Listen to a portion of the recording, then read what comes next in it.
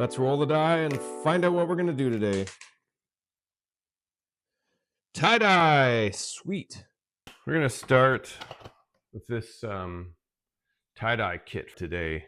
I bought a kit, came with 3 colors, comes with a soda ash, some elastics, fancy gloves, came with turquoise, magenta, and yellow. To mix up this soda ash, I'm just adding a last little bit of water here. Calls for 2 gallons of water. For this little package here, this is 1/3 of a pound of soda ash dye fixer.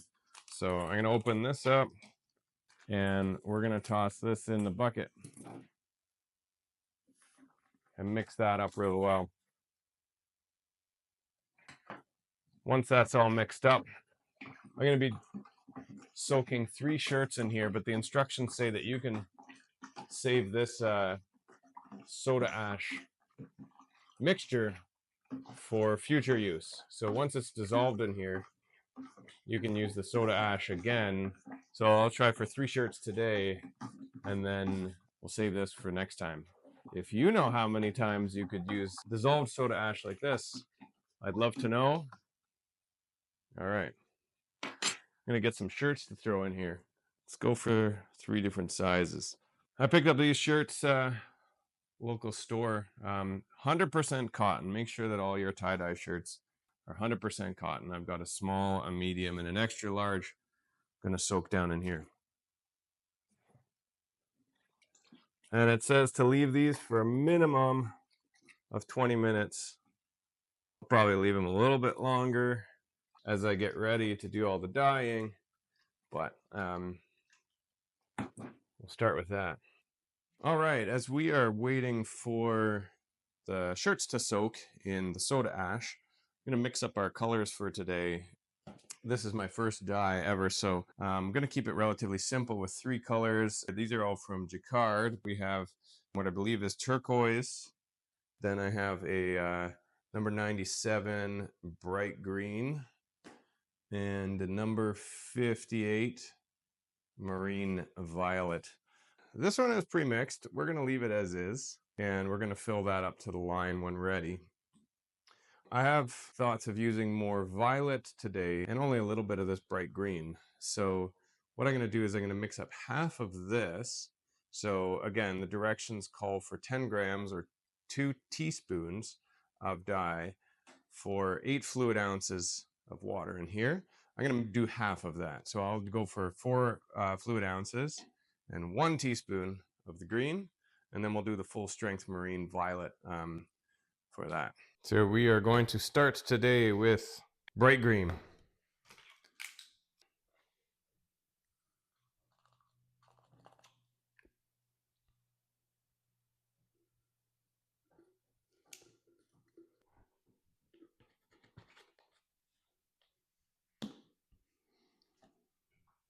For this one, just so that I don't cross-contaminate, I'm going to use a half teaspoon, but we're going to do the full 2 teaspoons in here. So I'm going to be doing 4 half teaspoons of the marine violet.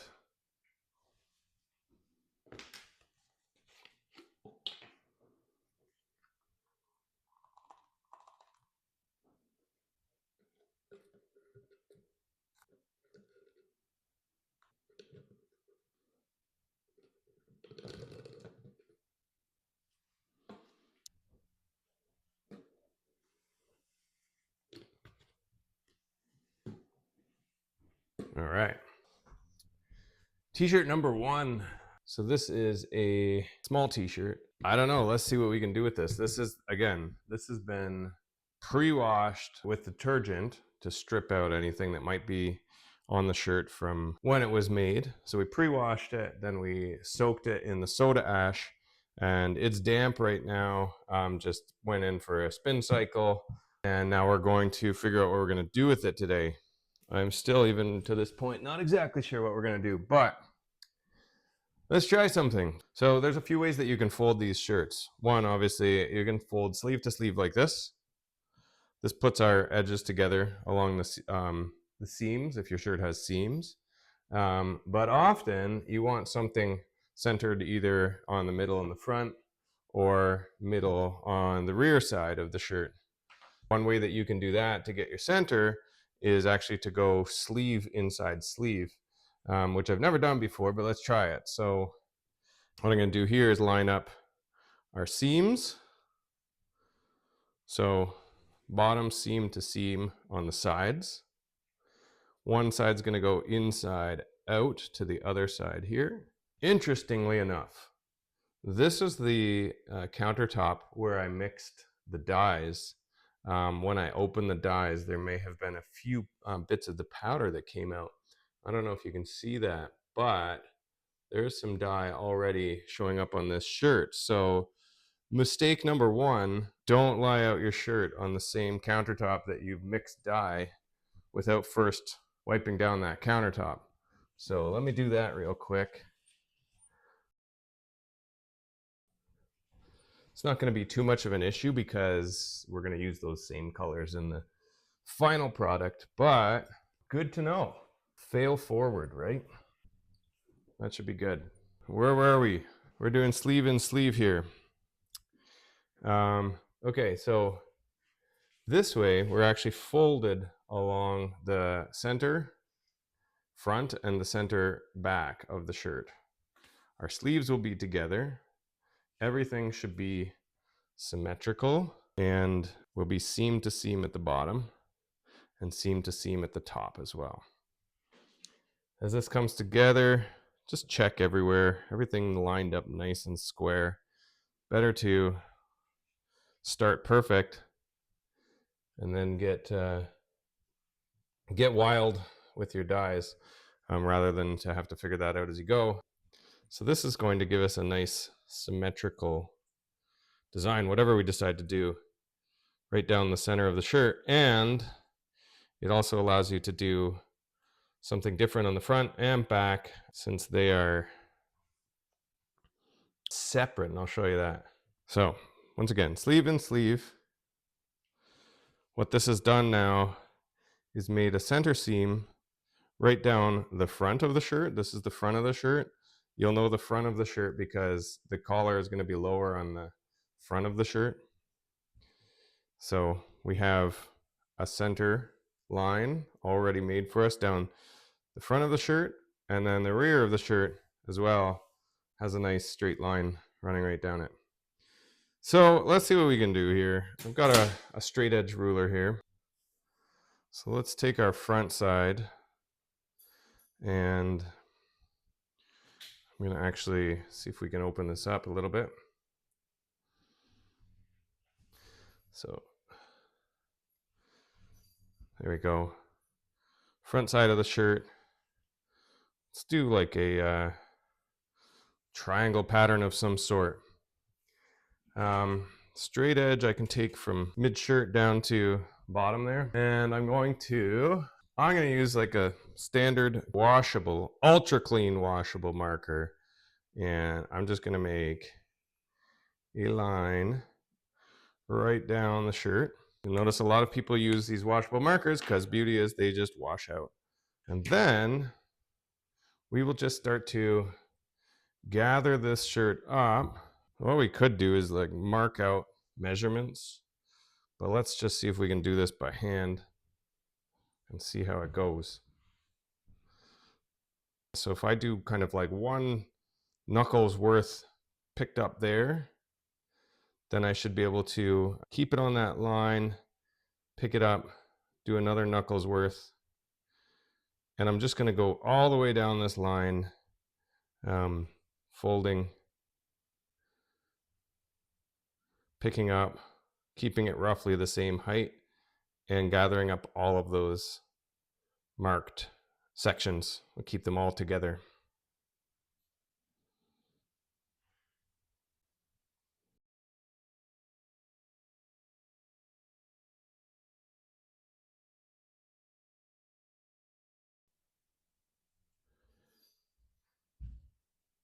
I'm really going to try to get this exact toward the end so that it's all bunched up nicely.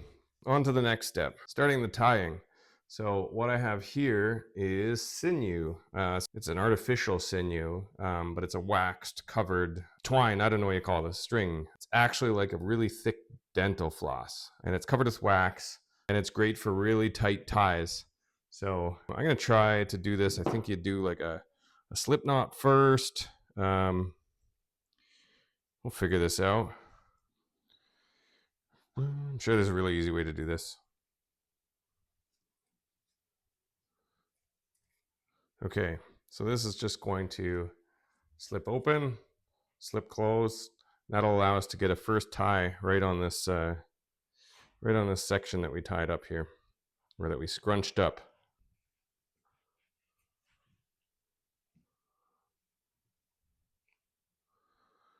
Okay, let me just pull it tight.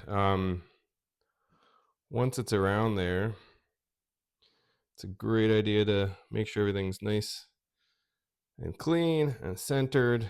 And then we're going to do maybe 3 times around. 1, 2, 2, 3. Now, I've seen a lot of people either gather this up, put their hand down here and pull really hard. I can only imagine that that's going to start to make this tighter and tighter around the spool. So instead of doing that, I'm going to just take a screwdriver handle. I'm going to wrap it once around here or twice around here, and then put my hand down on here and use that to pull really tight. The tighter you can get these, the cleaner the lines are going to be.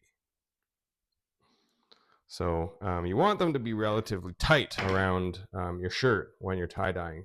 The wax coating on the sinew also helps because it doesn't allow the dye to go underneath that section. I've got some tweezers, but probably don't need the tweezers the whole way. What I want to do is actually, see right here, the fold's kind of broken. I want to carry this fold all the way through. So starting on one side, I'm just going to make sure that our folds are nice and even and straight, and I'm just running not the pinchy ends of the tweezers, but the opposite end, which is slightly rounded on here, so I don't tear the shirt. And I'm just running that in the valleys and straightening out the peaks of each one of these folds so that they are fairly clean and equal. And then as I do those, I'm pulling them all the way down as far as I can to the end. All right, that's looking pretty good, pretty equal. I'm gonna actually run upstairs and see if I have just a small clip or something that I can put on here instead of the elastics. Beauty of living in a house with daughters. Have these clips here. That is gonna do exactly what I was hoping it would do. So let's keep going on this. I'm gonna spin this shirt around because I think I'm right-handed. This is gonna be easier over here. Now what we're gonna do is we want to work this sinew from this end down to this end, and we're gonna start to form kind of, I don't know how to describe them other than like V-shaped bunches, and they are going to be the basis of the front of this shirt. So we're gonna go here, just make sure that's nice and tight again. So the next one, we're gonna come across the top and then back down to the bottom. I don't know actually how to do this, so we're figuring this out as we go. So I want this to come about there and then back down to where we started. I'll show you what I mean by V-shaped in one moment. So we're going to go around once there and then back up across here, and we're going to do this twice, and then we're going to pull it tight.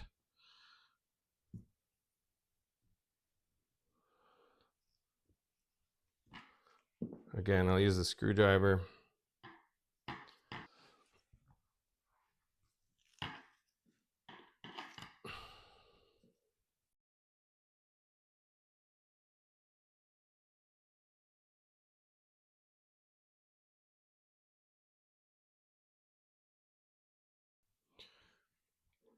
All right, We are getting down to the end here. All right, this is my first go at this, and I think I'm already learning some tricks.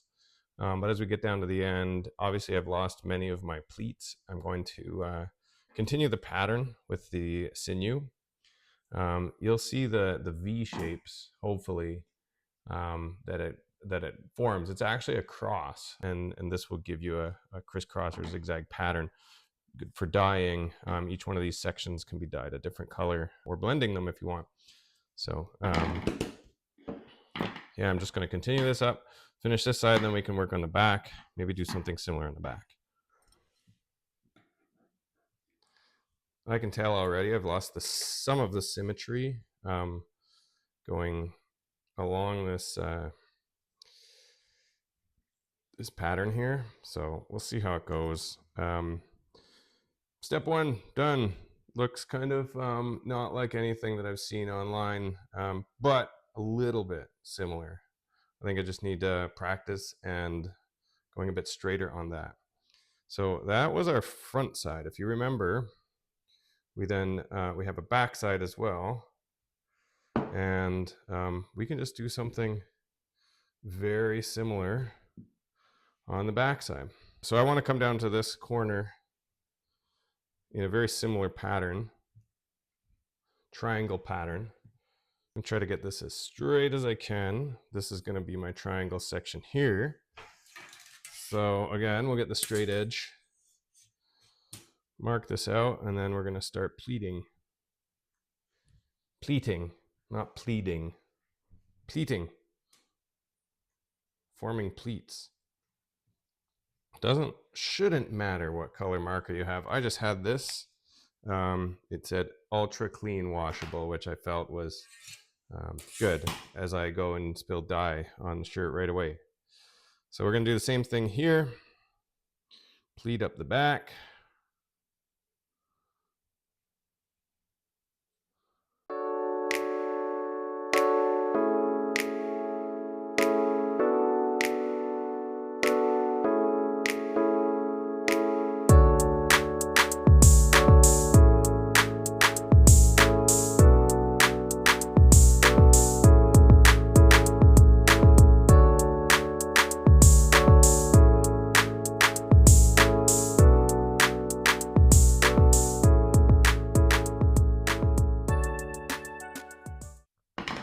All right, coming down to the very end here. This one definitely started to feel a little bit better in terms of knowing what I'm doing. I don't have to tie off these ends because the wax actually holds it fairly decently in place. So I'm just kind of like looping it once over itself, and it's already tied pretty tight. So this one you can see a little bit better. There's V shapes on the sides, and then on the bottom and the top there's X's. So as you're doing it, you're going to cross once over, you end up with this kind of pattern. So I've done this on the front and the back now. Back is a little bit of a smaller V, which is fine with me. Still know what's front and back by the higher collar on the back. If we do it this way, it will continue to be symmetrical across the front and the back. So we'll do that. We'll try this out. We're going to do the same scrunching technique. I'm going to get the sleeves in here too. We're going to lay it out flat. Scrunch, scrunch, scrunch. And then to finish this off, what we need to do is get elastics. Or we can start with elastics, and we can also use kite cord. Let's get some elastics on here.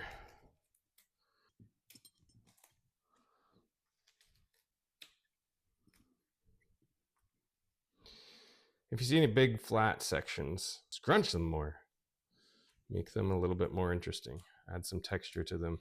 Flat scrunch is what we're looking for right now.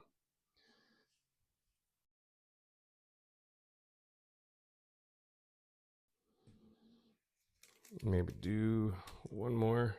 Yeah, two more. Fairly tight here. And I'm going to be dyeing in a moment.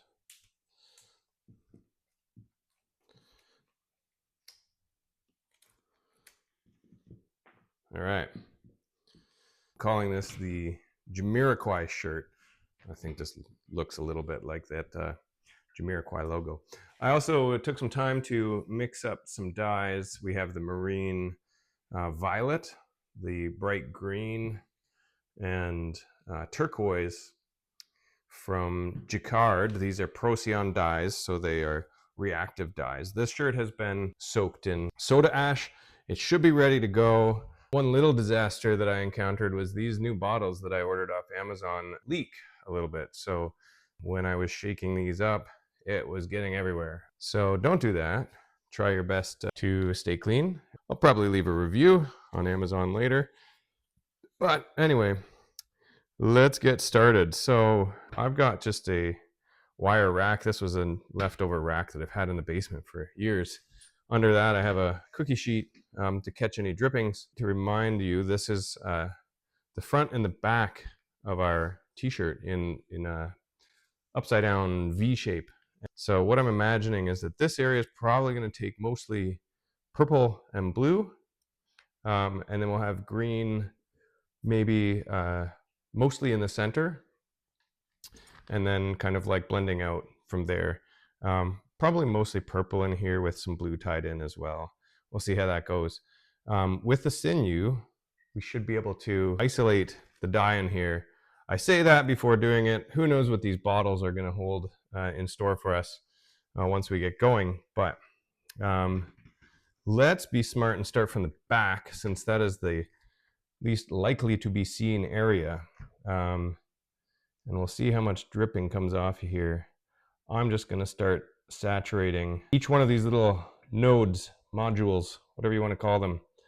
I'm going to go like every 3 or so. Maybe we'll do like half and half. Who knows? I don't have much of a plan for this. Some of you may plan this out more than I do, which is great. So we're going to see how this goes. I'm just being extra gentle here. Some of you have surgical needles on the top. I'm going to look into those, see where I can get some, because that would be really cool to use in the future as well. So these were pleated inverted V's. Maybe there's a name for that. If there is, share it with me. I'd love to learn. I'm not wearing too much. You can see here, this is bleeding out. And that's going to be okay because I'll use one of the other colors in there. I'll probably use just blue and green on these little tentacles, and then mostly purple and blue in this area here. So I'll do the same thing on the other end, knowing that, hey, this isn't too bad of a task. Hopefully these reactive dyes stay nice and bright as we go. We will find out, see how we do.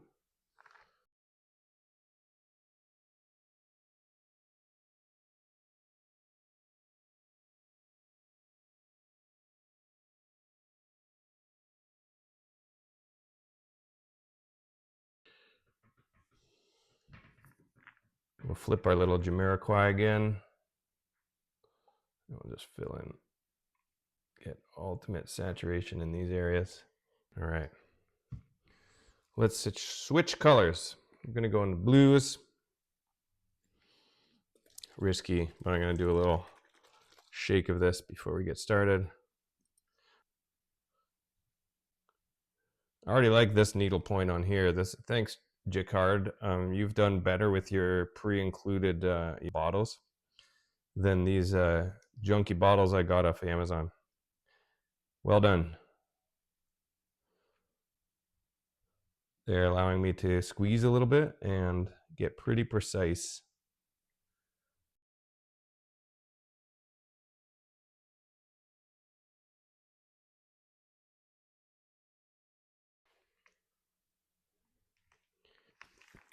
Okay, we'll flip to the other side. Trying to match up the colors, so blue in these spots.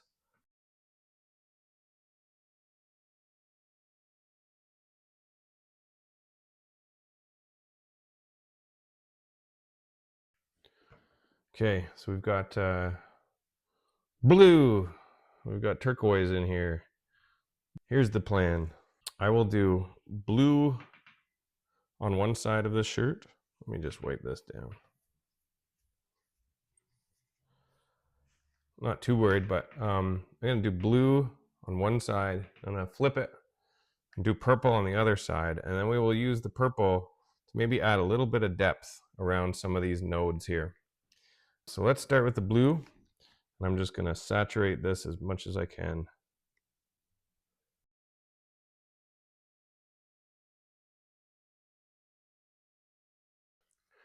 All right.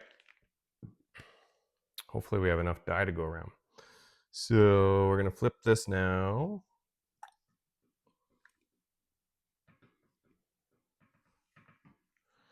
And I'm gonna do the other side in purple.